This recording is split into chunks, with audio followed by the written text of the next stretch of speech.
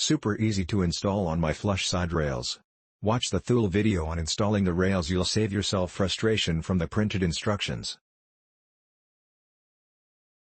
Bought from REI to fit BMW X3 flush rails to Rapid Podium 406R and Aeroblade bars. Installation a little confusing at first. For the 4023 you only use the single hex head machine screw that are in each foot assembly, no need for the extra screws that come with the Rapid Podium. Take tape off the 406R and pull off the plastic covers, rock the long metal cylinder out of the assembly, it pivots out when you push it away from the body of the podium. Roll the cylinder so the single threaded hole aligns horizontally with the center slot and the two unneeded threaded holes are vertical. Toggle it back into the podium body. Then hold the foot assembly up to the outside of the Rapid Podium, push the hex screw until it finds the center threaded hole you just aligned and turn it a time or two to get the thread engaged. Do the same to the other three. Then slide each Rapid Podium and foot assembly into the bottom ends of the Aeroblades. Do not tighten, just pop the end caps on so they don't slide off. Now bring them to your vehicle and place them with the thicker edges toward the front of the car like a plane wing. I have heard that placing the front rail well back from the windshield lets the airflow get higher before it hits the blade and may reduce noise and mileage loss.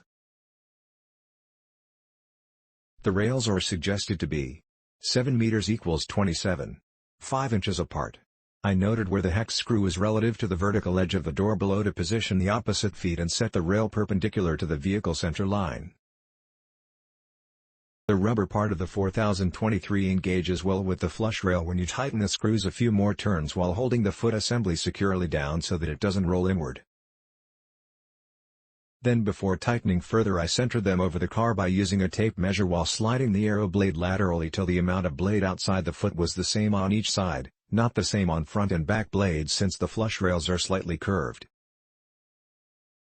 Then they can be tightened 50% on opposite feet and then to 100%. Once tight, you can slide the bottom slot tabs up against the inside of the feet to close the gap against airflow. There was less than an inch of gap on the outside of my 47-inch blades to fill with the cut-to-fit covers they supply with the blade. Last steps, set the lock cylinders, or plastic plugs if you didn't get the locks, into the plastic caps by putting the key until all the pins except the last wide one retracts. Align and insert so that the last pin hits the ridge, turn it just a little counterclockwise and the cylinder will slip.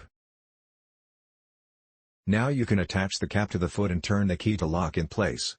Remove the key and you are good to go. I attached my key to the hole in the hex wrench they provided and put in the glove compartment for future adjustments. The price for a Thule setup is quite the pill to swallow when searching for roof racks. I tried out a few other brands that were significantly cheaper, and they were terrible. Click link in description for more reviews.